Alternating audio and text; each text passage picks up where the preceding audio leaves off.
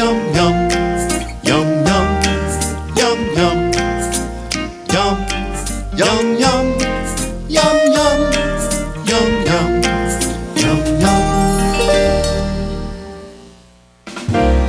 Welcome to Atlantica. I love the sound of that name, Atlantica.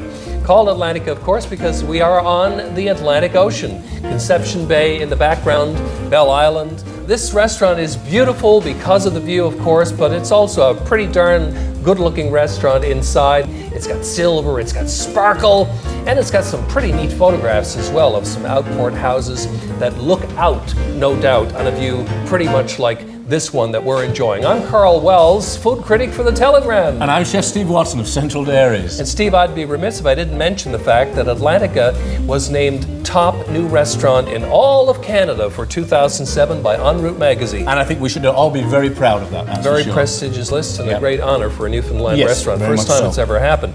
One of the reasons I think Atlantica was chosen was because of Chef Jeremy Charles's use of local ingredients. Indeed, yes, because he shops for the day, just like in Europe or in France. They go up, they go to the market and...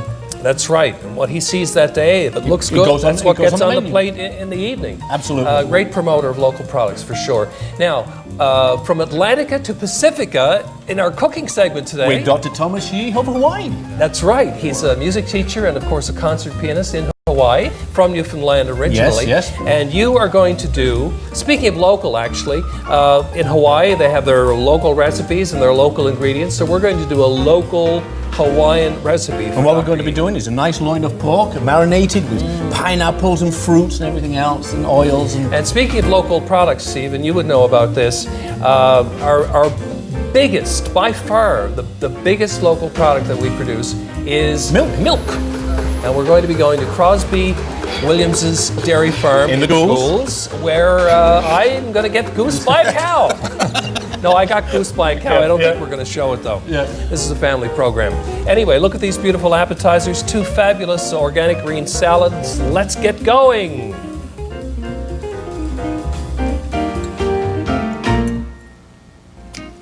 All of our restaurants should try as much as possible to utilize locally grown, locally produced products because that's where the flavor is. Well, here we are in the One Chef One Critic kitchen from Atlantica to Pacifica. I just had to say that because today I've got a lay-on, an Hawaiian lay for our guest who is actually from Hawaii. He's a Newfoundlander, but he lives in Hawaii. Dr. Thomas Yee is a classical pianist, a concert pianist. He is a professor of music at the University of Hawaii. He's a St. John's lad, though. And welcome, Dr. Thomas Yee, and that's the last time I'm going to call you Dr. Thomas Yee, because we're actually friends, and I know this fellow is Tommy, so from now on he's Tommy. Absolutely. And Steve Watson is going to prepare an Hawaiian dish for you today. I'm so very Steve's impressed. got his lay on, you got your lay on. We're all ready to have a luau. Yes. Yeah. So what are you going to do, Steve? Well, Tommy, what I'd like to make for you today is a Hawaiian roast pork. Excellent. And we're also going to make a beautiful Asian slaw. Sounds great. Perfect. So what I'm going to do for a start, I'm going to marinate the pork. So what I have here is my roasting dish. Got a big plastic bag. Yeah, put a big plastic bag in there.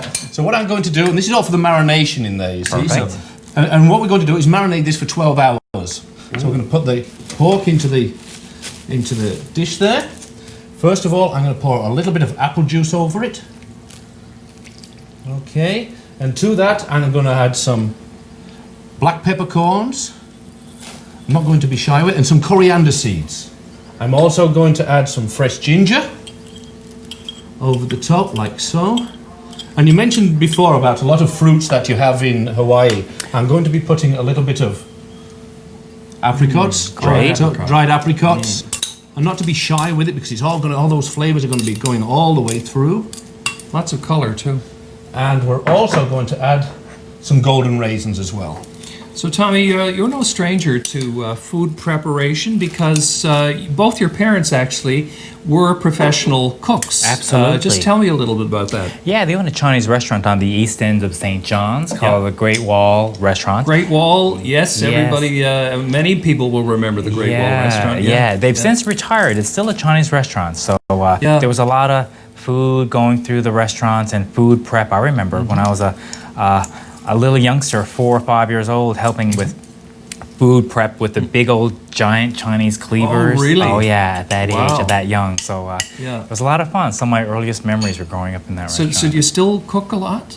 Or- A little bit, yeah. You know, the thing is in Hawaii, where I'm living now, about 9 months of the year, it's such a great eating place. Oh, yes. With for so sure, much yeah. like fresh ingredients and fish and tropical fruits, and it's a great place to eat, especially for Asian cuisine, Asian Pacific cuisine, that or what they call fusion cuisines.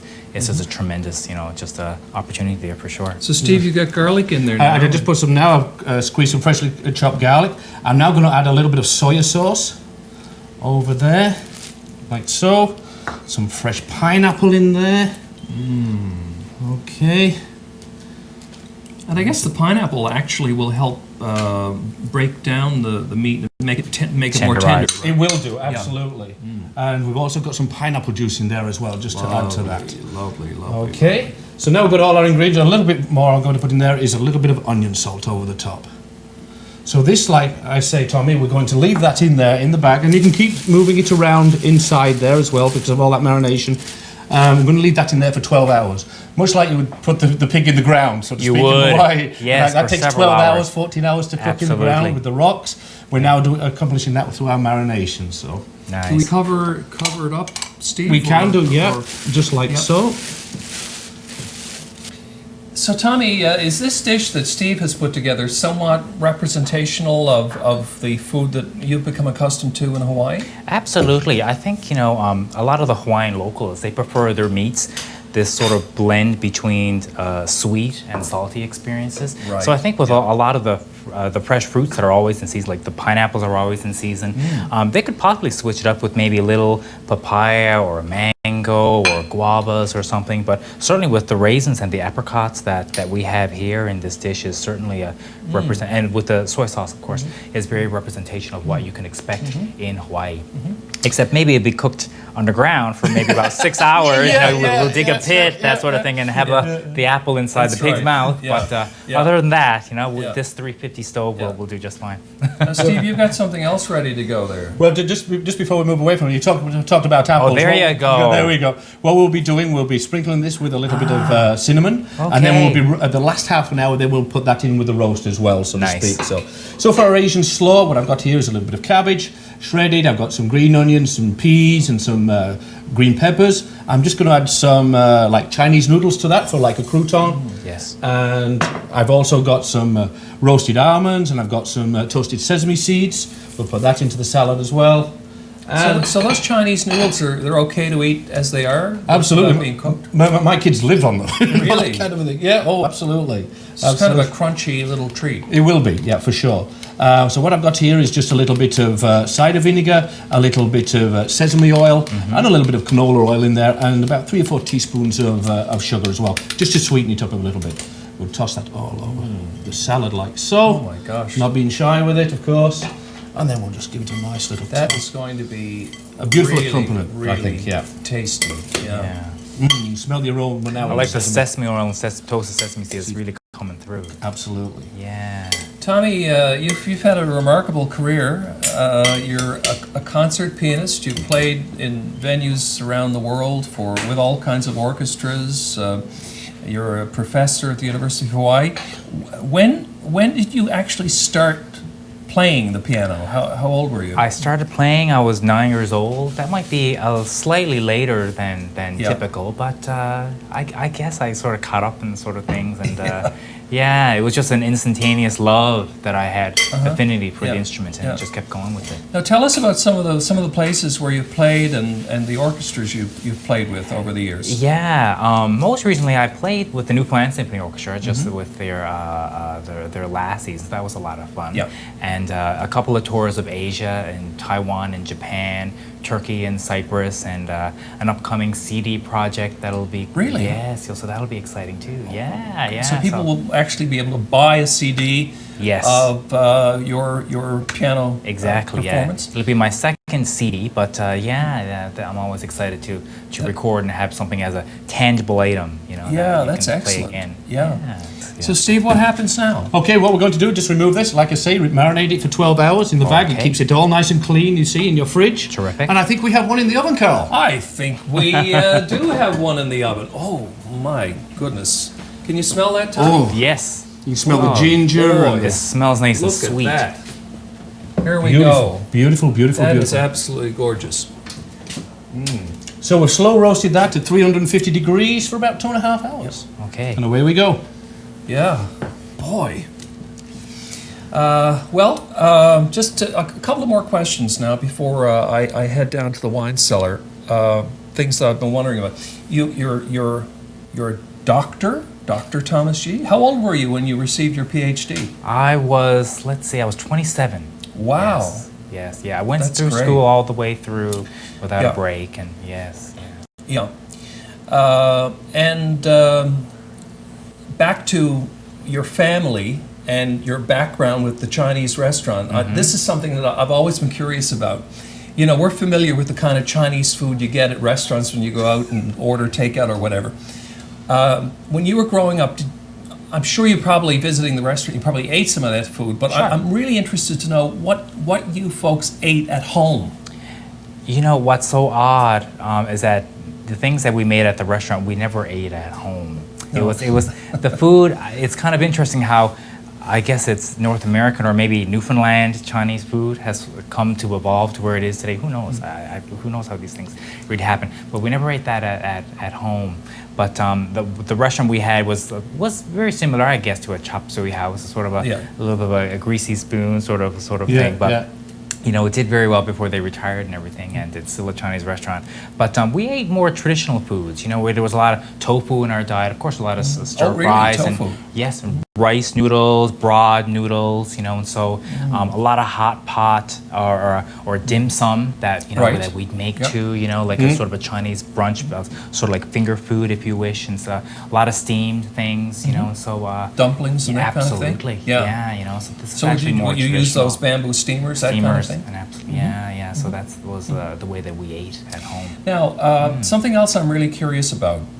In Hawaii, with Hawaiian food, with the fruit and the various spices and so forth, do they drink much wine with their food in Hawaii? They do drink wine, absolutely, with their food. Yeah, you know, there's with the accompaniments to their pork and their fresh fish that they have, and they have something that's curious that from the volcanoes on the Big Island of Hawaii, they'll have wine from the macadamia nuts. Oh, really? I guess you can have Yeah. wine that comes from anything. I guess. Yeah, really, you know? I suppose so. It's interesting. Yeah. Baked A apples, sweet light partridge wine. peas. That's right. Yes, what we'd have Macadamia here. nuts. Why not? Something else different. Yes. Well, you know what? I don't think we have any macadamia nut wine down in the cellar, but I'm going to see what we've got. I'll be back. I'm going to check it out and get something. I'm sure he will go down there and find something He'll down try there. to find something. I'm yeah, sure. with his Like, friend. I think Andrew's down there. He keeps talking Okay. about Andrew. I don't know. My goodness. mysterious. Yes, yeah. He's coming off the plate of Honolulu, I suppose. Yeah, keep going up. Taking off his socks to step on it. Tiny bubbles in the wine. Is Don Ho still alive or is he dead? I couldn't tell you, Karl. Great day, by the way. Great to see you. Nice to see you, Andrew. Now look. Don't say I've never given you anything. Is that nice? Thank you very a much. Hawaiian lei. Purple's my color. Because today we're having a little bit of a luau upstairs. We've got Dr. Thomas Shi, and he lives in Hawaii. Steve did an Hawaiian pork roast with dried apricots, pineapple juice, sliced apples. It's absolutely gorgeous. I think I have some So, wonderful wines it's a to challenge, accompany isn't that it? meal. It is. Yeah. There's a bit of fusion going on Yeah, there. yeah. A little sweetness, some nice pork, a little salty pork. Yes. I have some beautiful wines I think might accompany that dish today. What do we have here? This is from Australia. It is a Viognier, is the grape variety. Angoves. Angoves, 9 vines. This is the Viognier. As I said, it has a honeyed fruit to it. A lot of apricot, Right. little peach. I think it should match wonderfully with your dish. Oh, that sounds like a nice plan. Yeah, I like that. I've also brought you something from the old world, from France, from Beaujolais region in Burgundy. Ooh. This is the 2006 Fleury by Georges Duboeuf. Fleury. Duboeuf is being often termed the king of Gamay. Oh. This is very food friendly. I want to get a little red wine in the mix here today. This should work very well with pork too. I think you'll enjoy this. So Gamay is the grape. Gamay is the grape, Beaujolais is the region, Yes. and it's within the region of Burgundy, central France. Okay. Finally, another old world wine. This is what I would actually have with the pork dish if I was to dine with you today. I would have this Schloss Vollrads. It is the 2005 Spätlese Riesling. So this is sweet, right? You know, Spätlese means late harvest, so the grapes have been left on the vine a little longer. And definitely this wine's going to have a degree of sweetness to it, which I think would match wonderfully with the sweetness in your dish. And this would have to be fairly well chilled. I would most definitely, with the high acidity in the Riesling, I would definitely chill that until it's very cold. It has a little apple in the profile, which should match nicely with the apple in the dish. Yeah, okay. Well, I like the idea of that one, but I'm not going to go with that today because my chiller is on the fritz. And I know that Tommy loves red wine. So this Fleury, I think this is going to do the trick. Thanks very much, Andrew. You're welcome. Nice to see you again. You too. Please enjoy. Looks great on you, by the way. Yeah. Thank you. Yeah. Tiny bubbles in the wine. Well, Tommy, our food's ready. Carl's not here. Where's the dancing girls? Let's bring the dancing girls, the hula girls, you know? They're coming here in. we go. Look at this. This looks fabulous. Oh, my. Steve, you've outdone yourself. Well, thank you very much, It's Karl. wonderful. Yeah, I feel honoured when you say a thing like that. Okay, well now we're going to really top it off. We've got All this right, beautiful wine that great. Andrew picked out. Andrew. It's what did he say it was? Oh, it's the Gamay grape. It's a wine, a Fleury, by Georges Duboeuf. There you go, Steve. Thank you very much, Karl. And he says that it will go quite well with the Hawaiian pork. He had a couple of whites down there as well, but I knew that you liked Very the good. red Thank wine. you. Thank you. Tommy? Yes. So you do a little bit of cooking yourself in Hawaii. A little bit, yes. And you're going to send us one of your recipes. Yes, absolutely. One of my favorite recipes down there that's indicative of the food and culture down there is this macadamia nut crusted fish. And it's I pretty love macadamia it's pretty simple. Yeah, you just get some crushed up macadamia nuts and then with some panko crusted this is a Japanese That sort of sounds a great. breading. Yeah. Looking forward to seeing it. Sounds Yes. great. Now, speaking of food, let's taste this wonderful Absolutely. Hawaiian pork. Beautiful. And, well, we didn't have to dig a hole in the backyard. And No. Very do a convenient, the proper- oven. Yeah. But people really do have luau's in Hawaii. Absolutely. Yeah. Yes. Oh, yes. So I guess Very it's regularly. is it kind of like a bunch of Newfoundlanders getting together for a jigs dinner? Or? It is very much very family oriented and very for festive occasions. Absolutely. Oh my! Excellent. Steve, you've outdone yourself. Folks, go just to our wonderful. website, centraldairies.com, check out the One Chef One Critic page, and get Tommy's recipe and Steve's recipe. Cheers. Thank you, Tommy. And aloha. Aloha. For more of Chef Steve Watson's recipes, our recommended wine lists, and guest recipes, log on to centraldairies.com. Have a recipe that you want to share with us? Send it along to onechef.onecritic@rci.rogers.com. Be sure to attach your name, address, and contact number, and you and a guest could be eligible to win a dinner for two at one of our city's finest restaurants. Let us know what you think of the show at 757-9600. With vegetables, whether locally or other, make sure you wash them first, always. Steve, my grandmother made tarts just like this, but I don't think she did them up to look quite as beautiful, which is what I love about Atlantic. It's local, but it's done up in an elegant way. We've got a blueberry tart here, short crust pastry, some cream in the center, and you have? A white chocolate tiramisu. Both of these utilize milk, no doubt, locally produced milk. We're going to take you to a dairy farm now. It's Crosbie Williams Farm in the Goulds, where I had a memorable experience with a cow. Well, I can't wait to get into my dessert. Me too. Let's have it. Well, here we are. It's Steve and Karl Go to the Dairy Farm. Today we're at Williams Dairy Farm on Forest Pond in the Goulds. And with us is Crosbie Williams. Thank you for having us here, Crosbie. Thanks, Karl. It's great to have you fellas too. Now, one thing I noticed, Steve, I was expecting rather strange aromas in this barn, and I'm surprised. It's actually quite sweet smelling here. They're well-kept cows, and how many heads do you have here, Crosbie? We got 230 here on farm, and we got about 100 just a couple of miles down the road. And they're very clean cows. These have to be the cleanest cows I've ever seen. How do you manage to keep them so clean looking? Well, we groom the beds twice a day, and they got large stalls, and we got these automatic cow brushes that the cows groom themselves every day, and they generally they enjoy them. They sometimes line up for them. What breed of cow is this? These are all Holstein Friesians. Well, primarily we got 2 Jerseys, but the rest of them are all Holsteins. We got them for milk production. And where did you get them? Well, a lot of them are farm raised here. We've imported some, but most of them are homebred.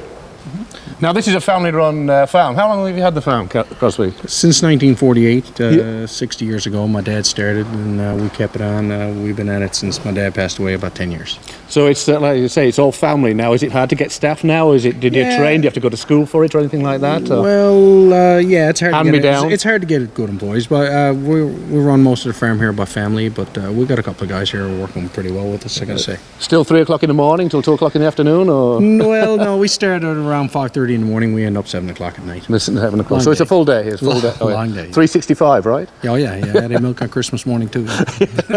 Now tell me, do each of these cows have a name like Frederica, Daisy, Suzanne? No. We go out of all the cows here. We only got one girl here with a name. Her name's Laura. And how did she get that name? She's out of that famous cow family out of Ontario, Laura Black. So we kept her name actually. Well, I can't wait to see how you milk Laura and all these other cows because it's quite interesting, I understand. Very automated. So why don't we go over to the milking section? All right, then. Let's go. Well, Crosbie, I must say, you've got some rather friendly cows here because one of them just goosed me. Yeah, that girl's in heat today. You better watch out. Okay. Speaking of that, these cows are awfully content, it seems to me. I haven't heard one moo since we've been here. No, the barn's quiet. The cows are comfortable. There's big stalls and cow brushes and ample access to feed and water. It's made for them, as the saying goes, contented cows. And you actually play music for them. You were playing the hits of the 60s a while ago. Yeah, we keep the radio on here 365 days a year, 24 hours a day. And it helps. Oh, it keeps them calm and level, and the background noise, any strange noises, I won't spook them. Well, since 1948, Crosbie, what has automation meant to you with your father starting and going on today? My dad started farming, like you say, in 1948, and I think at the time he hand milked 8 or 9 cows a day, and now we can milk 100 cows an hour. So we can milk the entire herd here in less than 2 hours. Crosbie, we don't milk by hand anymore. Just describe the actual milking process. It's machinery, right? Oh yeah, we milk in what they call a double 10 parallel parlor, and like I say, we can milk 100 cows an hour, and it's a really cow-friendly, fast-moving parlor. It's one of the most efficient ones around, really. So you literally hook up a piece of equipment to them. Yeah, oh yeah. We can, like I say, 100 an hour, and there's not too many people can do that faster than the double 10. Wow. There's efficiency for you. Thanks very much, Crosbie. It's nice being with you today. Thank you. Thank you very much. Steve, I think this episode of One Chef, One Critic really highlighted in a good way the value of local products. He certainly did, Karl. That's what we had here today, Yep. and it was all absolutely wonderful. And I've even got some of these mini grapes left. I know Leave them this. for me, I'll finish them off. Yeah, you did a great job of cleaning your plate. Join us next week for another edition of One Chef. One Critic. We fake up the wine sometimes. Well, we did it once, and then I poured it all over our guests because I went like this. Well, that's right, Sean Silver. He did not. Accidentally? All over him, yeah, all over him. Oh, yeah. Well, it wasn't intentional, believe me. And he had a white shirt on. What did he do? Just change? He buttoned up his jacket. Oh my lord. 5, 4, 3. Well, Crosbie,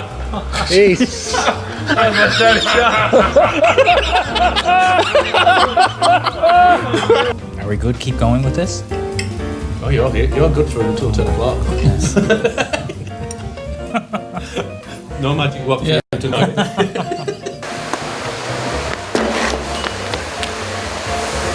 That's the definition of heaven right there. Yeah. The cooking part was the easy part.